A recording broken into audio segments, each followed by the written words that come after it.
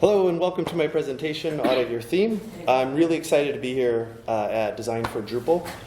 There's a lot of great sessions, a lot of good people that I've been wanting to see for a while. I've read their articles, so I'm really excited to be a part of this and to talk about auditing your theme.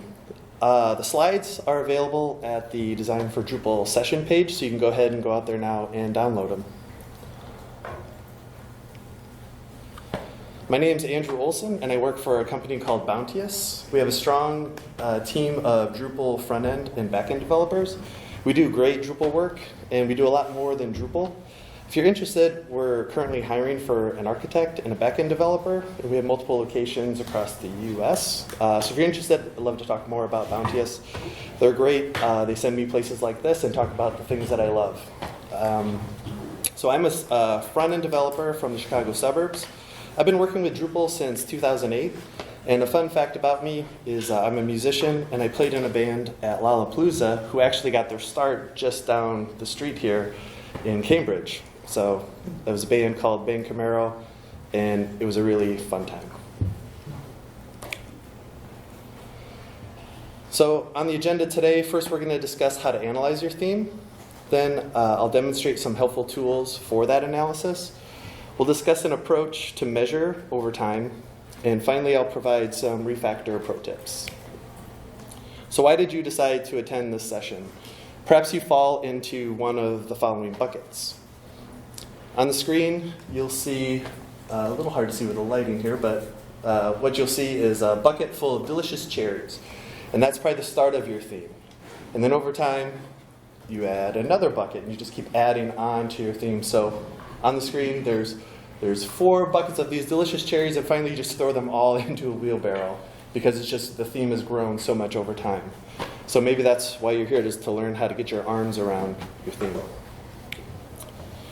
Perhaps you fall into this bucket.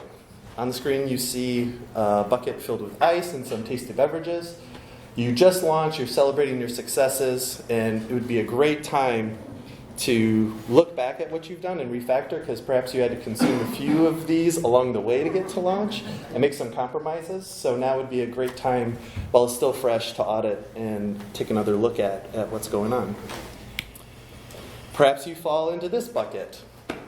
You're stuck with this theme. On the screen you see an angry looking cat that doesn't look quite too happy to be inside that bucket. So perhaps you inherited a project, or you've left it for a while and you come back and you just feel kind of stuck with it. So how do you even start to look at what's inside of this theme? Perhaps you have one of these buckets. On the screen you see 4 kids. Each have a bucket, and there's a large waterfall behind them, and everybody's just throwing water at each other. So perhaps on this project there's a lot of front-enders. There's a lot of code going around. So what you want to do is ask these questions that we're going to go through and kind of get your arms around what's going on inside your theme. Finally, perhaps you're in this bucket. You're new to theming. On the screen you see a small child just having a good time and just trying to learn what theming is all about. So regardless of why you're here and which bucket you fall in, let's begin. So we're going to first go through how to analyze your theme, and we're going to go through some questions to ask yourself. And ultimately, this audit is going to lead towards action. So the first file that I suggest you look at is your theme.info.yaml file. And the first thing right at the top it's going to tell you is what type of theme that you have, and whether it's a sub-theme or if it's a parent theme. Excuse me, do you Yes. problem with the microphones? That's okay. I think we're good. The microphone's just not working. But Well, I've been called to see if I can make it work. Sure. Would you like me to do that, or you can carry on? I'll just carry on. But if you can get that working, and then I'll just snap it on. Thanks so much. You're welcome. All right. We're talking about the theme.info.yaml file. And again, it's going to tell you what type of theme, whether it's a sub-theme or a parent. And if it is a theme, the first thing you would want to do is go out to Drupal.org and see if there's updates available, if there's fixes, and what version it's on. Because if you've inherited this theme, it might have been cared for over time. So that's a great first good file to look at, and it's going to lead you to a lot of places and questions. Another thing is you're going to see if it's been actively maintained. Maybe it's a little dated. The other thing, if you look at the bottom, it's a little hard to see. Again, the slides are out for download, but at the bottom, you'll see there's a section on, right away, I can just, by looking at this file, see that this site is using Pattern Lab. So what that tells me is I might have to go in different places depending on how it's implemented to find those. So it's really great place to start. The next file I would look at is the libraries.yaml file. And so that's going to tell you kind of the level of complexity, like JavaScript, and kind of how things are being loaded, and possibly where things are throughout your theme. Is it using a front-end framework? Is it using a CDN? Are your web fonts hosting here, or is there an external dependency? So another great file to take a look at. Third file I would look at is your theme.theme file. Right away, when you look inside of it, I would inspect your hooks and how many template overrides. The point of going through this file is just to see what kind of complexity you're dealing with and get a good feel for what's going on inside the theme. Another one is a breakpoints.yaml file. Maybe you don't have one. And again, in your audit, this is a great time to implement the responsive images module. Be kind to your mobile users and serve up appropriately sized images. But this is a great place to see all your screen sizes in one place. So now that we've kind of gone through the folder structure a bit, what we're going to do is just ask ourselves some questions. But there's going to be other files inside of that folder, most likely. Does your site use automation? I hope it does, because there's great tools like Gulp, Webpack, Grunt, and Yarn. Ideally, there's a great README in there so you can understand it. I've used all of these. In each project, you just have to know what you're dealing with and what you're working with and how to get it stood up. Is your site using Sass or less? And again, talking about a pattern library, whether it's internal to your theme or if it's an external. Friday, there's a session called Pattern Lab, the Definitive How-To by Evan Lovely, and I'm really looking forward to that. I really like pattern libraries and the discussion about the great, good ways to implement it. But again, as we're auditing, there might be multiple implementations, so really looking forward to that session. More questions to ask yourself. How many templates do you have? Is there only one folder for all of them? Or do you have subdirectories for like block and node types? So Bartik has one folder, and the Umami has components folder, a content folder, and a layout folder. So just understand what you're dealing with, and it might be a good opportunity to organize a few things because it might have grown over time. There's other things that can be kind of disorienting. So when you're on the site and there's some style that's on the page and you don't know where it's coming from, there's a module called Asset Injector. And I have a lot of thoughts about Asset Injector. It can be good, but people can also use it as a crutch. And it's a stand-in, go-live theming in production. So I find it to be a great module as stopgaps.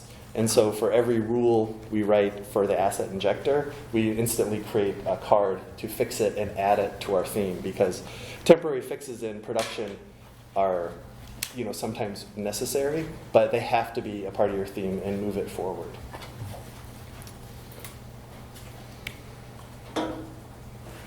So we've gone through the theme folder and files and have a better understanding of the theme. So let's take a step back and think about the overall site auditing. So first thing is, does your site have analytics? What kind of browser support are you seeing today? You wrote this theme maybe 3-5 years ago, but today, most likely, I'd be shocked if your mobile traffic is not way up. And while we look through this, we need to really look for ways to optimize for mobile. What are your top 20 most requested URLs? When you have a large site, you really don't know where to start. So by looking at your analytics, it really helps you top-down work in a priority order.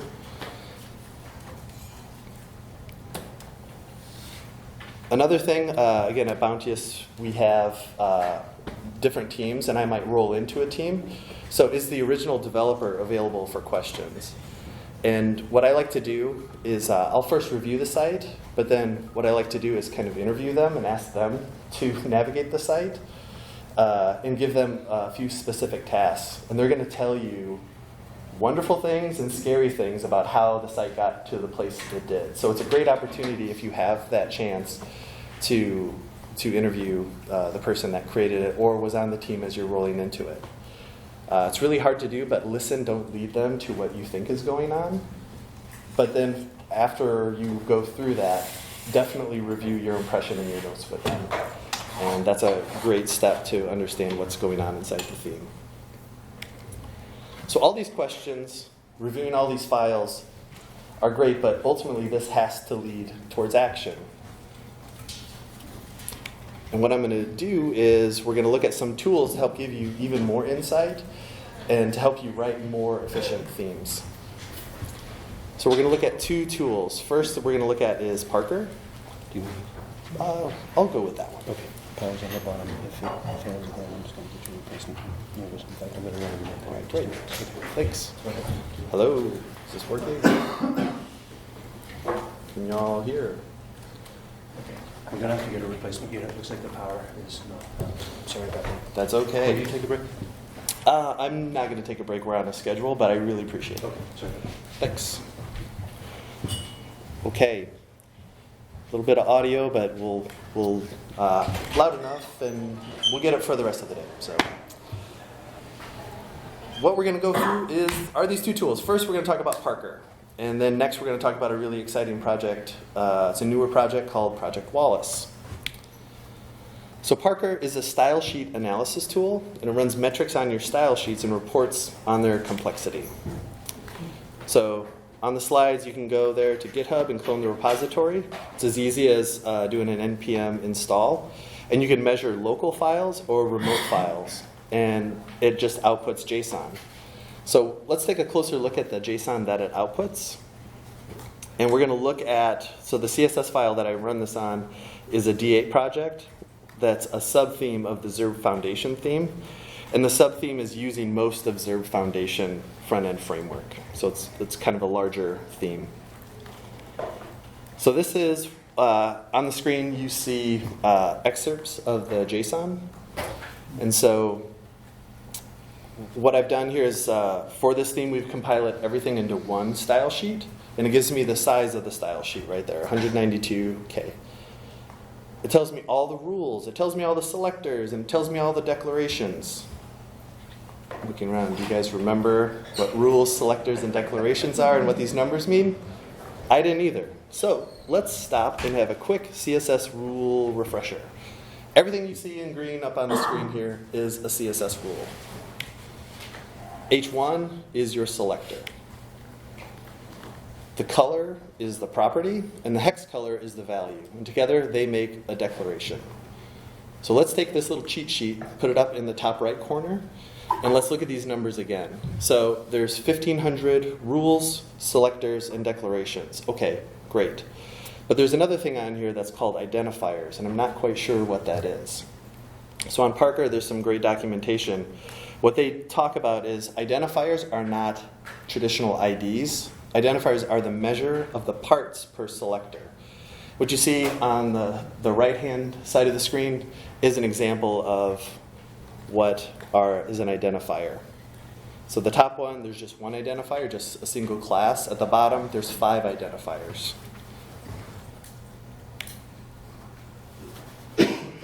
So are they too high? Again, are they too low? Your mileage is definitely going to vary, so I suggest it's very easy to download this tool, run it on a few themes, and get a good feel for what's going on in there. But this next set of JSON is really going to help you understand more of the complexity of what's going on.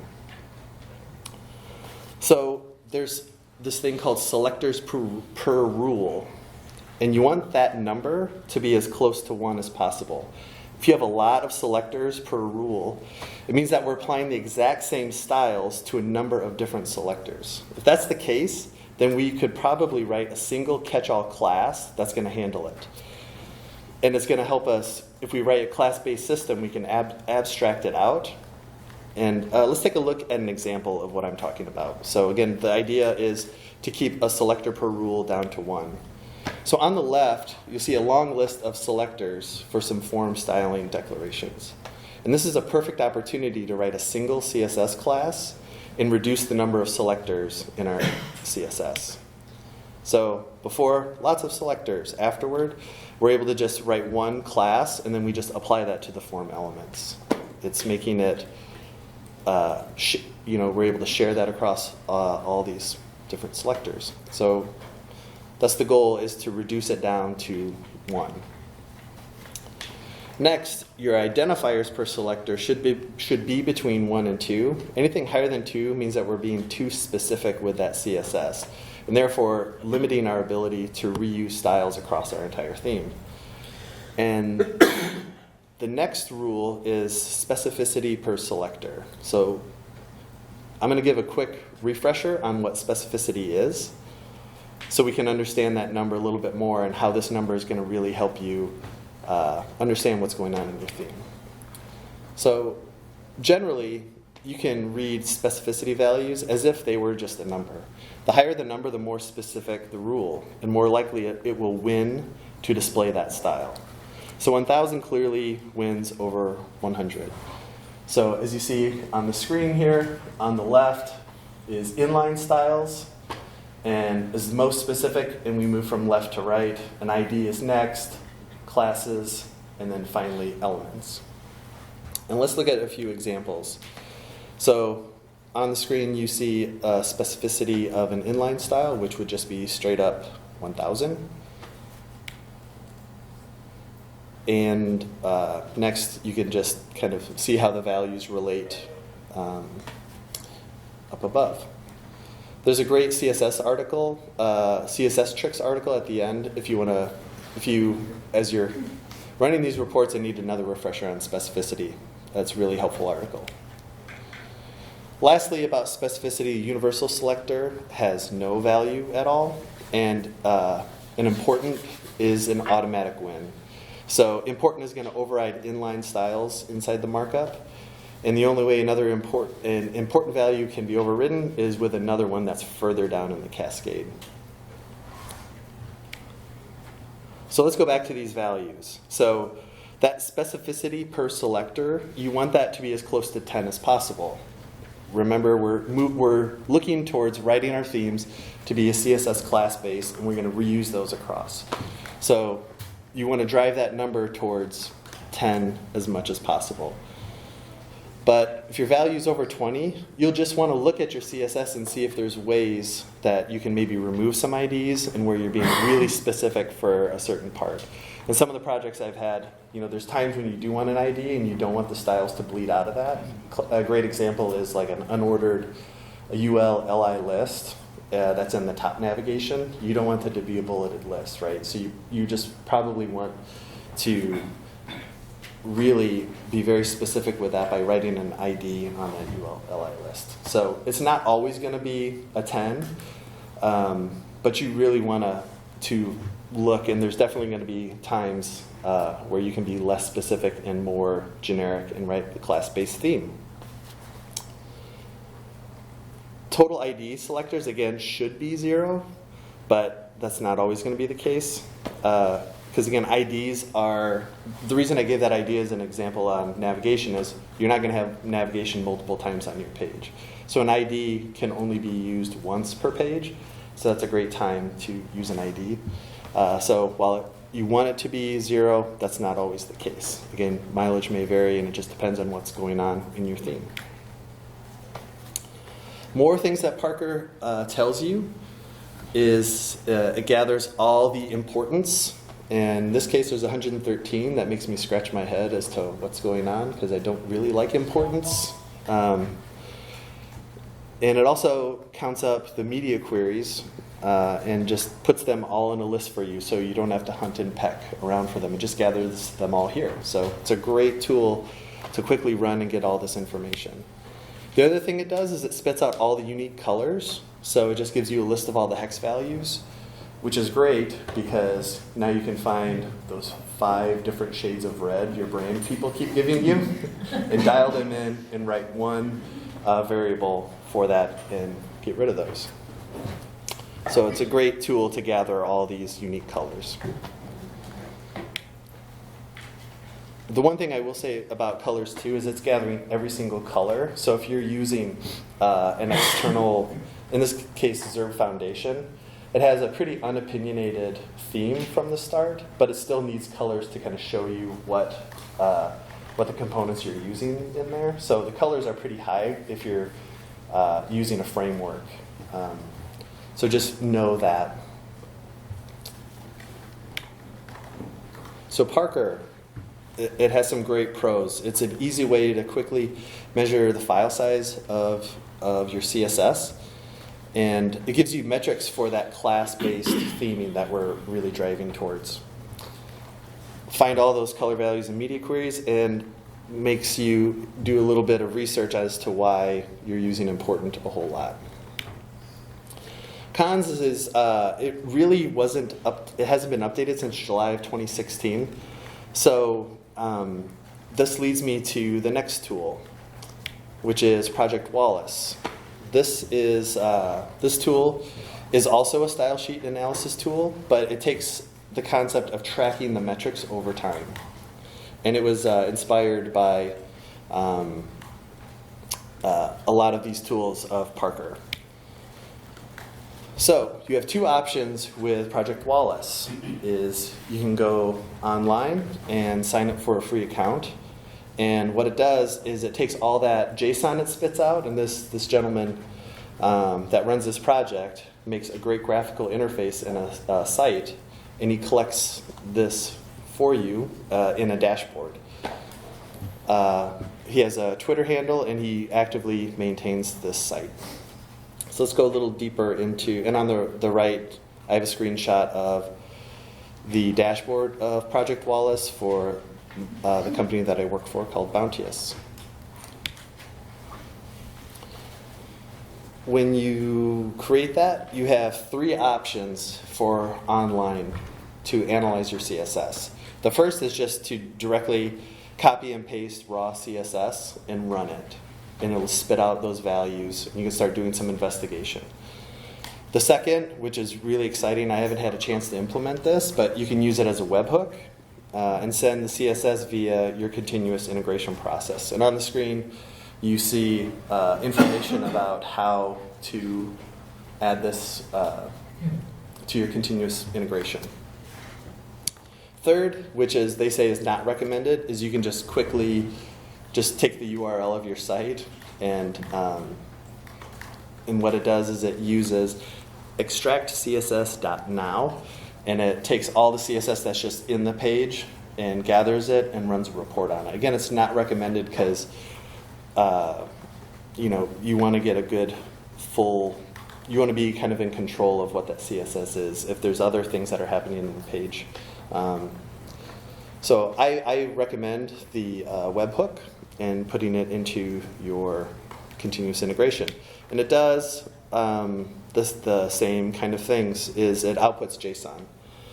The second option, besides the dashboard, is a CLI.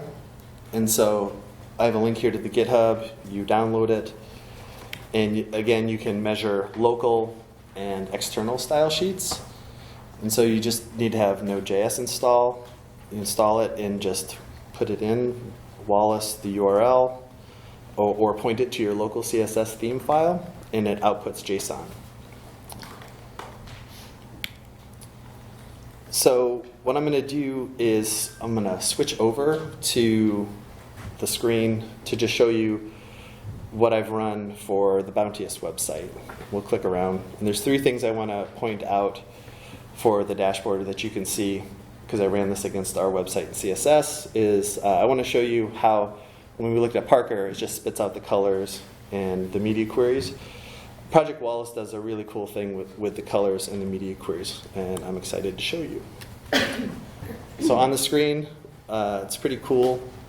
You just collected all the colors like before, but it gives you a little swatch of what that color is.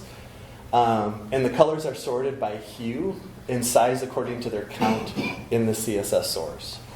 So if a color appears more often, it will appear whiter in the chart. So that's pretty neat. The other thing I want to show you is the media queries. So not only does he collect all the media queries here, but what's really wild is that right now when I'm looking at it in the browser, so you resize your browser to see when a media query is applied. So this was really, really cool to me. So what I'm going to do is I'm going to drag my browser from right to left and watch how the strike-throughs change as that media query is fired. So you see one, let's see when it changes. Well, the site changed, but down here, it's a really cool tool to just see when which is firing. So if you look, the third line has a strike through here, and then it goes away because I'm inside of that media query. Does that make sense? So I thought that was a cool feature. So this gentleman's done a really good job of taking all this data information, making it very graphical and visual to help you understand that, and cool little tool tips along the way to say, when is this media query firing? Okay, now I know when something's happening. So pretty interesting site. And the other thing, let me go back actually to this. I'll get there. As you can see, so his concept is where we're heading with this, is how do you know where your theme has been if you don't track it over time? As you can see here, what's really cool is he takes different sites, so the CSS trick site, and he's just going to that site and capturing over time how their site is growing. You can do this with any site you want. So he's taken 70 commits, and you can compare commits. So we can look at when he first started capturing it. Let's look at April 2018 to now. And it's just doing a diff on JSON and graphically showing you what's happening here. So you can see, it's kind of hard with the colors to see on the screen, but it gives you pros and cons. Ideally, if you just launch your site and you haven't implemented all your components, when you baseline, your size is going to be small. Now, 3 months later, when you implement these 5 components, you can diff your JSON and say, wow, the theme doubled in size. Something's going on here. Maybe I'm writing my Sass wrong, and I just have a ton of selectors. Maybe I'm using a third-party styling component, and the CSS is pretty gnarly, and it's being included. So by baselining and tracking this, you are able to come up with a strategy and remediate and find the problems and fix them. The other thing is if you get that phone call of, the website is slow, and you go, okay, today it's been slow. So this is a way to go and have some metrics and tools to see, oh yeah, so the theme doubled in the last sprint. So that's a problem. Let's figure out what's going on.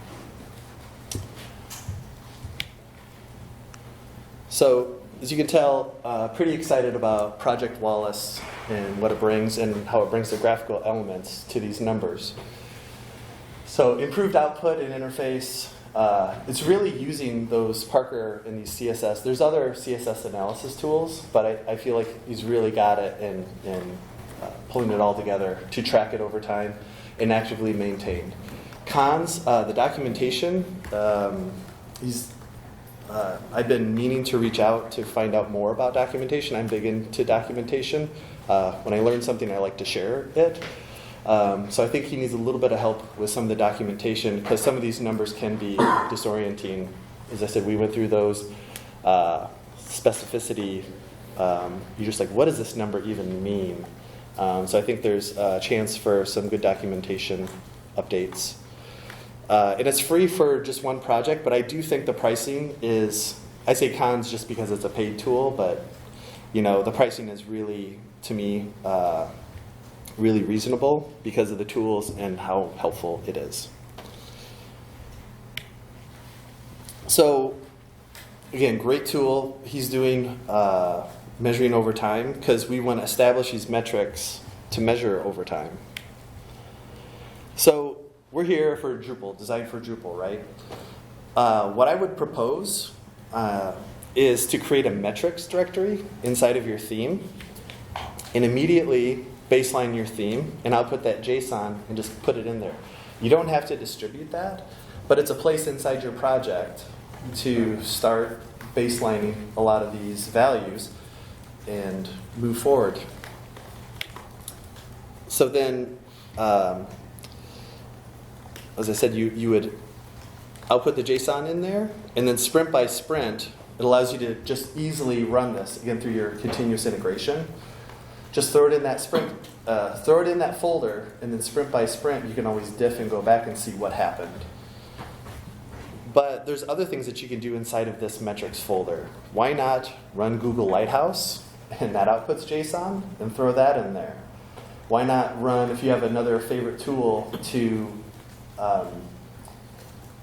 for page load speed, again, Lighthouse has that for you, but if there's another tool that you feel is really accurate about throttling, about what is our load time on mobile, and it just outputs a number, just make a TXT file and just add that in there, and then sprint by sprint you can see what's going on. Maybe the site that you are theming, maybe there's a new design firm that joined, and they're all excited, and the site looks beautiful, but the site is really, really slow because they're not optimizing their images. If we're tracking this, we can see sprint by sprint and go, oh yeah, that's when we started really adding those hot, huge images that everybody loves, but now our traffic is really slow. So what do we do about that? Well, do we do the responsive images module? So we can now we've audited, we're tracking, we're able to make more intelligent decisions. And as we make those decisions, see how they're paying off. Maybe we are only able to implement responsive images on just a few components. Well, let's do that, and let's see how our scores improve this sprint. And then let's do 3 more. So you're just constantly improving it, moving that needle, and seeing how the improvements go. So measuring tells us where we've been and gives us clues on how to improve over time. Lastly, I've collected just a few suggestions to help you put your audit into action. We're going to go over just briefly organizing your CSS, Sass, Lint, and JavaScript. So if you've inherited a theme and it's not using the atomic design, that might be a good time to reorganize and take a lot of the styles that you have and organize them into sort of a structure and get your cascade and get rid of some duplication that may be going on. So by organizing your CSS for base themes, layouts, modules, and then slowly get to that really specific component. Another thing is maybe BEM is right for you. There's some links at the end. I know I've used BEM and then gone away and then come back, and depending on different projects. So at the end, I shared some great links to help me get in the BEM mindset when I'm on a project. Because I grew up not doing BEM, so I need those refreshers. If I'm on a project with other front-enders that are using it, I want to write in that style. But what you want to do is just get an organization and have a plan for it. So for Sass, this tool collects all the colors for you. Let's write some variables. Let's go back to marketing to see if we can get rid of red number 5. Let's also make some better naming choices possibly. So maybe it was, it was Drupal Blue, but now we're going to combine it with another site. So maybe we just call it brand color 1 brand color 2, brand color 3. So when we use another sub-theme, we're not tied to just a specific name. So variables are outstanding. Mix-ins and functions. As you go through the theme, you're going to find some repetitive like buttons. So maybe you write a mix-in and just send it like, I need a large button. You just use the button mix-in and it becomes large. It needs to be different colors. Maybe that's another thing you can send to that function and have it spit out the right color and the right size. Another thing that I talked about was just nesting, and it can lead to CSS blow. So if you're like super nesting inside your Sass, your CSS is going to be pretty large. So just challenge yourself as you are looking at it to say, maybe we could make this less specific or write the CSS a little bit better. I've been on projects where we started out, we said, we're mobile first, so every style should just be the mobile style. And then we write media queries to what it is on desktop. And then somebody else comes in and they write the desktop first, and then they write the backward media query for the style. So it feels really inconsistent. If you're following me, it just gives you that way to just be consistent and write it better and not nest so much, because it's going to bloat your CSS. Linting's a great thing. You definitely want to lint your JavaScript and CSS. So linting is the process of running a program that'll analyze your code for potential errors. So it'll yell at you if you set up a rule and say, don't use important ever. I will not compile the CSS. You need to call me and tell me, why are you using important here? Maybe there's a better way. Or if it's justified, great, but at least we had a conversation about it so it doesn't get crazy. So linting you can apply these rules and standards. So it doesn't help you write better code, it makes you write better code. So linting's a great tool to get. If you haven't used it, definitely pick it up, make it part of your automation, and improve your code and get those standards.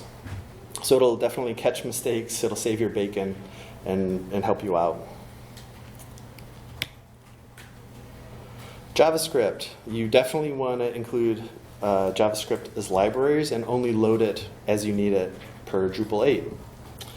And definitely always use Drupal behaviors allows you to pass Drupal data into JavaScript and use it, and allows you to have reusable functions. So if you don't know much about Drupal behaviors, learn more. It's a great thing, and definitely need to be writing JavaScript with Drupal behaviors.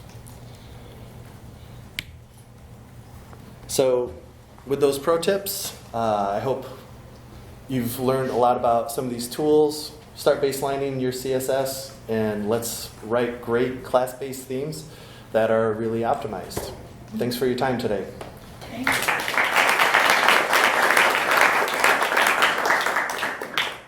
Really quick, I'll be talking more about theming. If you didn't get enough theming, I'm going to be talking tomorrow, and it's called Themes Standardized Without Compromise. We're going to talk about how to select a theme and establish criteria for a standard theme, and when you can break those standards, and how to make a theme plan. So a lot of this audit, I'm going to kind of keep going with it tomorrow to talk about how to plan for your theme. So I'd love to see you tomorrow at 4:30 in room 123. And after that commercial, anybody have any questions? Yes. When we audit, like for other things, it's usually to prevent, the worst from happening. Can you share with us any worst scenarios that we would avoid by doing the audit? Because to justify the time investment, you often need to say, well, the alternative would be this thing that we don't think will ever happen, but what would it be? The question was, if I'm going to get this right. Other than just code bloat, but there is, okay, code bloat, but what?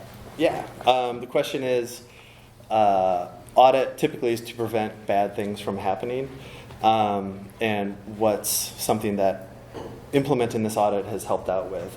A lot of it is just coming into a project and understanding what's happening and what I'm dealing with. So for me, auditing and running these tools just tells me immediately what's going on inside the theme.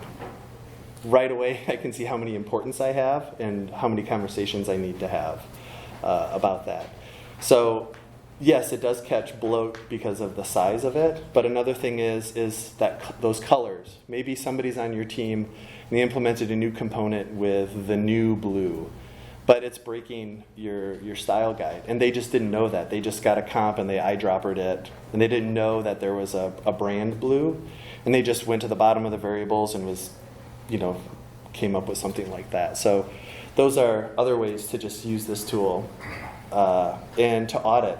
Media queries is another great thing. So some people what I like to do is just at the start of a project clearly define my breakpoints, and then it's kind of, you need an act of Congress. I want to make a large barrier to write very, very, very special media queries. So running this tool, I'll see how many media queries I have. Ideally, it's like 4 or 5. And then when I get a unicorn component that has to flip in a weird way at this certain breakpoint because of where it's at, I'll reluctantly write that new media query. And then I can see that. And that way when somebody else brings me a second unicorn, which would be pretty cool, right? 2 unicorns. I can look at my media queries and say, hey, these unicorns kind of match. Can I talk the designer, developer, the UX people into this media query space? Can I show them what my theme has? And let's make that a discussion. So I really like these tools to help expose those things. Any other questions? I just wanted to expand on that. We're working on, we inherited a site it's thousands and thousands of pages large. It has huge performance issues. It's super slow. Users are having a really hard time using it because of the way it was built.